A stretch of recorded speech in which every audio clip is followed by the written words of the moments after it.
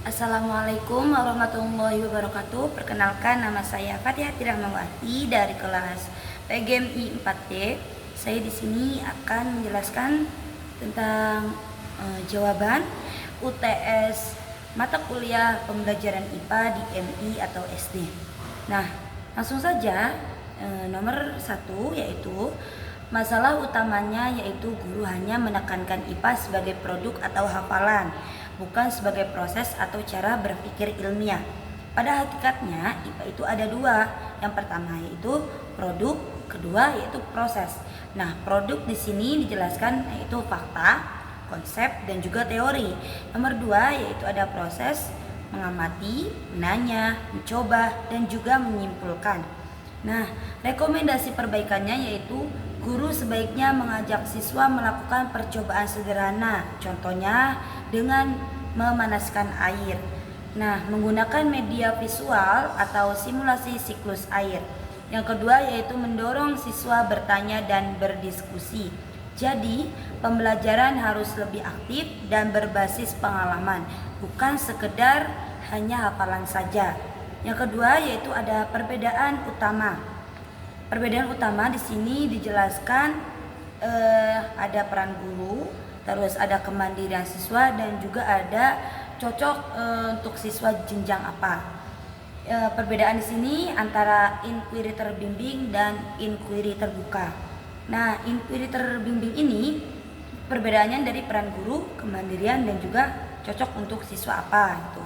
Nah, peran gurunya yaitu membimbing langkah-langkah, kemandiriannya siswa yaitu sedang, dan cocok untuk siswa SD atau MI.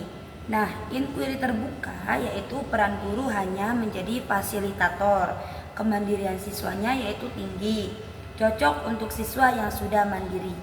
Contoh inquiry terbimbing yaitu perubahan wujud air, karena siswa masih butuh arahan, langkah, dan juga percobaan. Contoh inquiry terbuka yaitu faktor yang mempengaruhi pertumbuhan tanaman, cocok untuk eksplorasi bebas. Alasannya yaitu siswa MI masih dalam tahap belajar berpikir ilmiah. Jadi biasanya lebih cocok dengan inquiry terbimbing karena belum sepenuhnya mandiri. Lanjut, yang nomor 3 yaitu ada analisis pendekatan saintifik dan dengan hubungan inquiry. Nah, analisis menurut teori Piaget, belajar terjadi saat siswa mengalami ketidakseimbangan atau bingung, lalu berusaha memahami melalui pertanyaan. Kalau tahap menanyanya lemah, yang pertama yaitu ada siswa tidak penasaran, yang kedua juga tidak terjadi proses berpikir mendalam, dan yang terakhir ada skema kognitif tidak berkembang. Nah, hubungan dengan inquiry seharusnya dimulai dari pertanyaan siswa sendiri.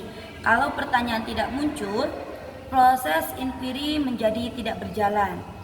Guru bisa memberi stimulus yang menarik atau percobaan langsung dengan memancing pertanyaan, misalnya kenapa bisa begitu, lalu memberi contoh pertanyaannya. Nomor 4 ada discovery learning dan inquiry learning. Perbedaan discovery learning, siswa menemukan konsep dari data yang sudah disiapkan pertanyaannya, biasanya itu dari guru. Nah, sedangkan inquiry learning, siswa lebih bebas bertanya dan menyelidiki, lebih menekankan proses berpikir ilmiah. Nah, mana yang lebih bebas dari keduanya? Tentu saja yaitu inquiry learning, karena siswa merumuskan masalahnya sendiri. Pilihan untuk heterogen yaitu kalau siswanya beragam kemampuan, lebih cocok menggunakan discovery learning. Alasannya yaitu lebih struktur, siswa yang lemah pun tetap bisa mengikuti, tidak terlalu membingungkan. Nomor 5 yaitu ada evaluasi inquiry terbuka di kelas 3. Nah, di sini juga dijelaskan pertama, yang A itu kesesuaian dengan Piaget. Siswa kelas 3 itu dengan usia 8 sampai dengan 9 tahun ada di tahap operasional konkret. Artinya mereka butuh contoh nyata, belum mampu berpikir abstrak dan mandiri penuh. Jadi inquiry terbuka kurang sesuai. Lanjut yang B itu ada rekomendasi model. Nah, lebih tepat menggunakan inquiry terbimbing, discovery learning, dan demonstrasi interaktif. Nah, alasannya kenapa? Alasannya memberi arahan yang jelas, mengurangi kebingungan, dan tetap melatih berpikir ilmiah. Jadi kesimpulannya dari 5 soal tadi yaitu pembelajaran IPA tidak boleh hanya hafalan saja, tapi juga harus disertai proses supaya siswa, anak didik itu paham tentang prosesnya, bukan hanya sekedar hafalan saja. Lanjut, ada inquiry terbimbing lebih cocok untuk siswa MI. Nah, tahap menanya itu lebih penting untuk berpikir siswa. Jadi anak tuh lebih penting gitu untuk tahap menanya itu. Lanjut, modelnya itu model pembelajaran harus disesuaikan dengan usia dan kemampuan siswa. Sekian dari saya, kurang lebihnya mohon maaf.